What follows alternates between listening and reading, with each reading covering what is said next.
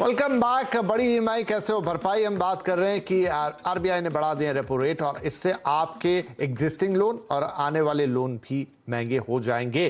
तो काफी सारी बातचीत हुई ब्रेक के पहले कि क्या फर्क पड़ेगा आपकी ईएमआई पर, अलग अलग तरीके के लोन पोर्टफोलियो पर। लेकिन अब बात करते हैं कि अगर आप नया लोन लेने का मन बना रहे हैं तो आपके लिए क्या बातें हैं जो ध्यान में आपको रखनी चाहिए। गौरव अग्रवाल साहब, तो क्या होगा, क्या जो नए बोरोवर्स हैं, अभी वैसे एक्सप्लेन किया किशोर जी ने काफी हद तक कि उतना फर्क नहीं पड़ेगा, बट स्टिल बहुत सारे लोग जो ऑन द लाइन होते हैं, ऑन द वर्ज होते हैं, उनके लिए मैटर करता है कि भाई अगर इतने तक मेरी ईएमआई बन रही तो ठीक है। मेरे ख्याल से पहले कैलकुलेशन ही कोई लोन लेने वाला ये करता है कि इसकी ईएमआई कितनी आएगी और उसका मेरी लाइफ पे कितना इंपैक्ट आएगा। तो अब नए सिनेरियो में लोगों को क्या देखना होगा?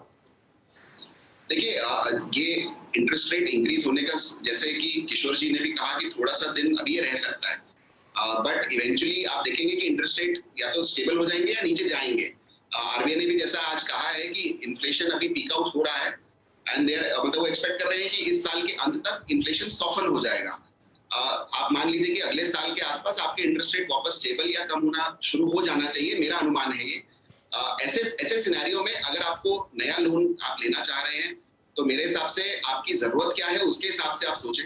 जैसे स्पेशली अगर आप घर होम लोन की बात करते हैं, आप एक होम लोन 20 साल 25 साल के लिए लेते हैं, आप एक घर लेते हैं रहने के लिए या फिर उससे रेंटल इनकम कमाने के लिए, तो वो बहुत बड़ा एक समय है 20 साल का। इसमें हर 6-7 साल में एक इंटरेस्ट रेट साइकिल आती है, थोड़ी कभी स्टीप होती है, कभी थोड़ी सी धीमी होती है, बट एक आती है। तो अगर आपकी जरूरत है घर लेने की तो मेरे हिसाब से अगर आप ईएमआई अफोर्ड कर सकते हैं अभी के लिए तो आप लोन लें। ये साइकिल्स आती रहेंगी जाती रहेंगी।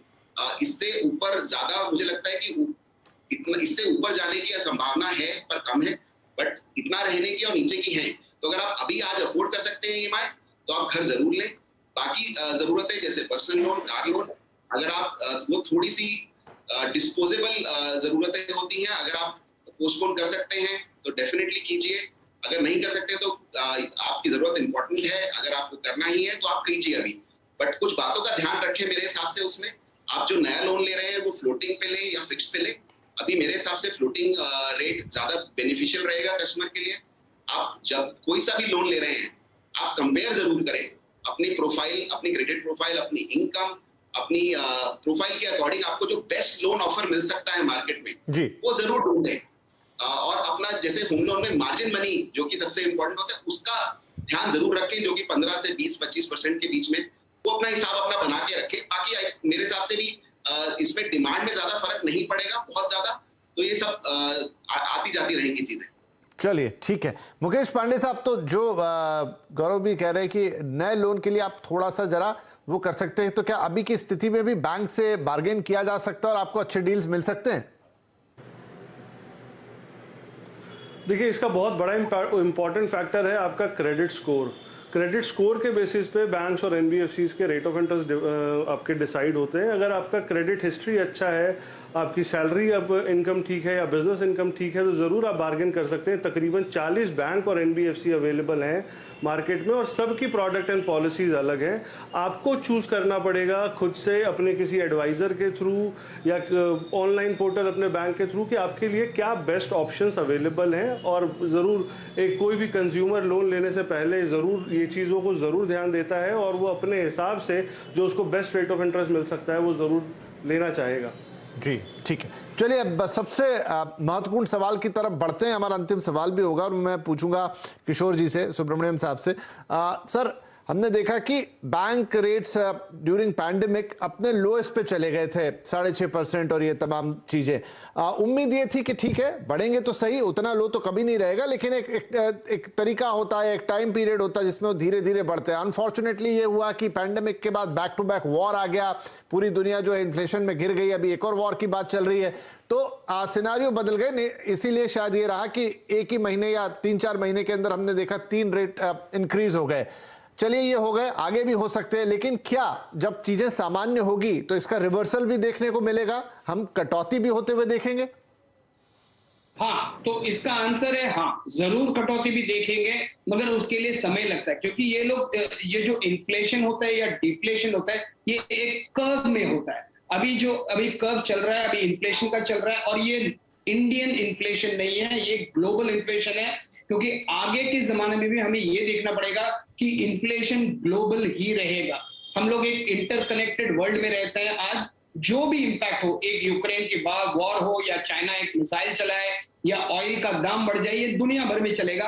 आज एक ग्लोबल इन्फ्लेशन सिनेरियो में है और बढ़त सब जगह हो रही है। हर सेंट्रल बैंक इसको अटैक कर रहा है और आरबीआई जो काम कर रहा है, मुझे दाद देनी पड़ेगी उनके काम के लिए, क्योंकि अगर आज हम आरबीआई ये रेपो रेट को बढ़ाए और इंटरेस्ट रेट को नहीं बढ़ाए तो इन्फ्लेशन हाथ से छूट सकती है और ये आपका दाल, चावल, शक्कर सब चीज में इंपैक्ट करेगी और आपका महीना का जो खर्चा है ओवरऑल बहुत बढ़ जाएगा। तो आरबीआई जो काम कर रही है इन्फ्लेशन को घटाने के लिए बहुत महत्वपूर्ण है। भले एक कंज्यूमर के हिसाब से हमें लग सकता है कि हाँ मेरा ईएमआई थोड़ा बढ़ रहा है, मगर ये देश के लिए, आपके लिए, आपके कंट्री के इकोनॉमिक्स के लिए बहुत इंपॉर्टेंट है। और रही बात कटने की, हाँ ये वंस इन्फ्लेशन पीक हो जाएगी, जो मेरी उम्मीद में 3 से 6 या 8 महीना के अंदर पीक हो जाएगी और तब तक मेरा उम्मीद है कि ये वॉर और दूसरी ग्लोबल क्राइसिस भी थोड़ा सेटल हो जाएगा, तब ये सॉफ्टनिंग होगा और ये कभी रिवर्स डायरेक्शन में इमीडिएटली नहीं जाता है।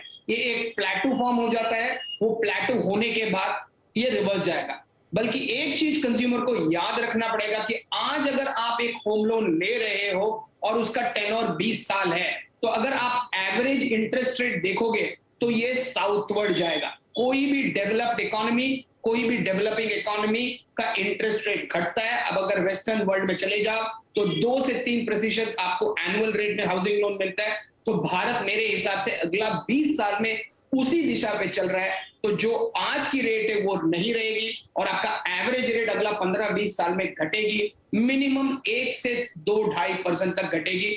इसकी घटत आपको या डाउनवर्ड स्पाइरल जो बोलते हैं वो मिलेगा, मगर इमीडिएटली नहीं, तुरंत नहीं, थोड़ा टाइम लगेगा, मगर जरूर इन्फ्लेशन स्टेबल होने के बाद सॉफ्टन होगा, तब ईएमआई और इंटरेस्ट रेट घटेगा। चलिए, तो यही उम्मीद हम भी करेंगे कि आपने बड़ा अच्छा उदाहरण भी दिया कि आगे चलते हुए हम इसमें रिवर्स गियर भी देख सकते हैं और आफ्टरऑल ग्रोथ भी है जिसका भी ध्यान रखना है। ठीक है, अंतर्राष्ट्रीय सिचुएशन थोड़ी खराब है, उम्मीद करते हैं कि अगले साल भर में ये करीब ठीक होती हुई नजर आएगी और तब एक स्टेबिलिटी भी देख सकते हैं। और जो सुब्रमण्यम साहब ने बोला कि चूंकि हम भी उसी तरफ जा रहे हैं, टुवर्ड्स डेवलप जा रहे हैं, तो ओवरऑल जो एवरेज निकलेगा, क्योंकि लंबे टेन्योर का होता है बड़ा लोन, तो वहां पर भी आपको 1.5 से 2 या 2.5% तक की कमी ओवरऑल होती हुई दिख सकती है। चलिए, ये सब चीजें थोड़ी लंबी हैं, इसलिए इनका इंतजार करना पड़ेगा, लेकिन हाल फिलहाल में आपकी ईएमआई जरूर बढ़ेगी। उसको कैसे एडजस्ट करना है वो आप थोड़ा अपने बजट से के हिसाब से देखिए, अपने बैंक से बात कीजिए और अपनी मौजूदा परिस्थिति के हिसाब से सारे डिसीजन लीजिए। फिलहाल आप तीनों ही मेहमानों का आज इस कार्यक्रम में शामिल होने के लिए